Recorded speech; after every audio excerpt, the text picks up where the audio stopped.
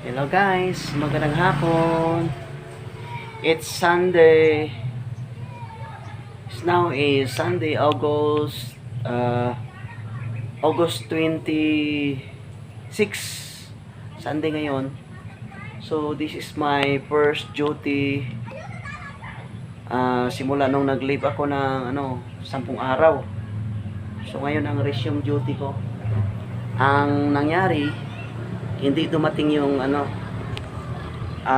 mag-assume ng post ngayon dito. So ang gagawin ko, street duty na naman ako. Instead na mag-out ako ng 3 o'clock, doon ako mag-out mamaya mga 11 o'clock PM, mamayang gabi. So sana nga magdating siya ng mga alas 8 or alas 9 para maka-out na ako ng maaga. Kasi sa usapan namin dito na mga regular posting, ang palitan namin is 11 o'clock ng gabi hanggang alas 7 ng umaga. So sa amin yung usapan namin, 3 kami yung regular post. Kung magdating ka ng alas 8, yun na yung gagawin namin na parang regular hour na palitan. Bawi-bawi yan kapag kami yung rotation. So sa gabi naman hindi naman busy. Kaupo ka lang, pwede kang magduya, nakahiga, pwede kang matulog. Pero hindi naman pwede kasi naka-duty ka. Hindi naman maiwasan yung patulog-tulog sa oras ng gabi na duty mo, night shift ka. May nagaganap din na tulugan dyan, idlip. Inamin ko yan kasi isa ko dyan na matutulog. Alarm clock lang yung birada mo. Alarm mo yung oras na kailan ka mag robing. Yun, para hindi mo i-maintain yung oras ng pagro-robing mo, iba-ibahin mo kasi hindi natin alam ng pag-iisip ng mga magnanakaw. Paiba-iba sila ng oras. Iniistudyuhan din nila tayo, mga guards. Hindi lahat ng oras na halimbawa, gabi yung duty natin, alas 11. So, critical time is 1 o'clock or 11 PM or 12 o'clock ng madaling araw or alauna.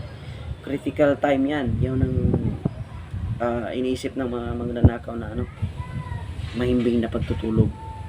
So yan ang gagawin natin sa mga oras na yun, hindi tayo matutulog. Kung makatulog man tayo, is gagawin natin, kung may cellphone tayo, mag-alarm clock tayo. Yun ang ginagawa ko sa critical time na mag-duty tayo sa night shift. Yun nga, alerto tayo during night time. So critical time sa madaling araw,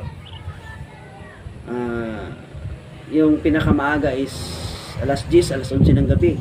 Pinakamaaga na yun na umatake yung mga halangang bituka, masasamang gawain, magnanakaw. Yun. So kalabanan, kalimitan sa gumagawa niyan is madaling araw. Yun ang mahimbing na tulog. 1 o'clock, 3, 1 o'clock or 2 AM, alas 2, ganon. Critical time. Kasi yung alas 4, na yun, oras na yun ng pagising, lalo na't may mga estudyante ka. Yun dito is exciting yung pagbalik ko dito ngayon kasi exciting, nakakaboring, nakakairita kasi dapat sana mag-out ako ng 3 PM. Hindi dumating yung reliever, wala. So strict na naman ako dito.